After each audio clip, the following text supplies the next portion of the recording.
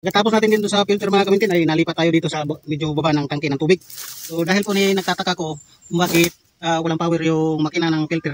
Kaya pala ay naputol yung kanyang linya dito sa bandang baba. So ito po yung repair ko mga kamintin. So naputol po ito dito banda. So kailangan natin dugtong to para ito ay gumana naman. So hirap talaga mga kamintin dahil wala tayong cameraman at sulo-sulo lang talaga yung ano natin.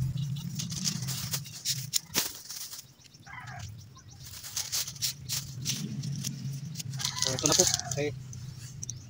ay tawid ko na dito sa kanyang pagdugtungan. Kailangan natin i-adjust natin doon. Ito na, mahaba na. So lipat natin yung camera natin para makita natin yung ginagawa natin. So dito po siya naputol mga kamintin. So ito po yung papunta sa doon sa tangke, doon sa makina ng filter. So ito po ang supply ng makina kung saan siya nagre-refine doon sa tubig. Mga nanonood po dyan ay sana po iwapong gayahin na hindi pa alam kasi yung pagwa-wiring dapat alamin muna natin kung paano natin ikakabit ang isang kurente kasi po ay napakadelikado po lalong-lalo na sa mga kabataan dyan o po sanang gayahin na hindi pa alam.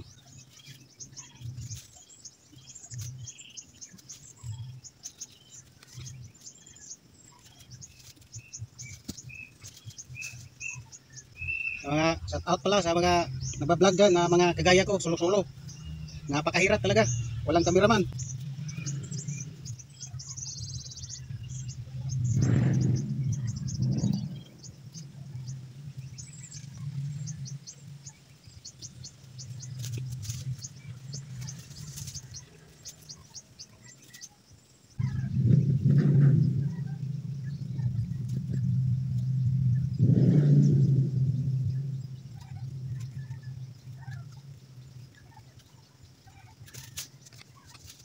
So dito mga kamintin, kailangan natin ibalik punta doon sa dinugtungan ng BC.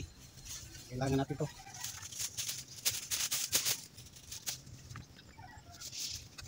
So yan na po mga kamintin, ay naidugtong na po natin. So kailangan natin dito baba natin dito sa damuhan.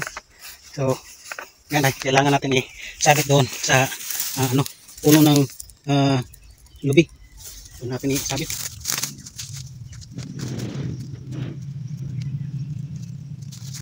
Yan po mga kamintin ay tapos na tayo magdugtong ng wire.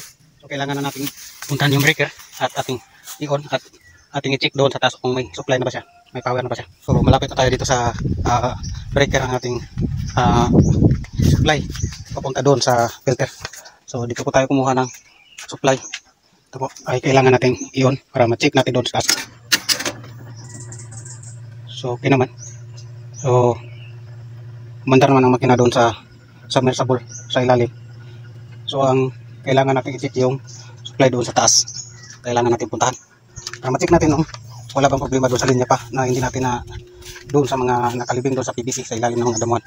Yung sa filter na nating filter hindi pa nakasaksak pero yung makina doon sa supply sa kabilang tangke ay gumana na siya. So ibig sabihin may supply na tayo. So ito na lang dito may kailangan nating saksak. So yan na po mga kamintin, ay successful yung ginawa natin. Ay gumana na po ang ating ginawa doon sa area kung saan nag-trouble yung ating kuryente. So dito lang po mga kamintin, medyo nahirapan tayo dahil wala tayong cameraman. So sana po kahit nahirapan ay tayo nakakapanood dyan. Sana ay suportahan po. Easy maintenance po. Sana po ay palaging suportahan. So easy maintenance, maraming salamat po.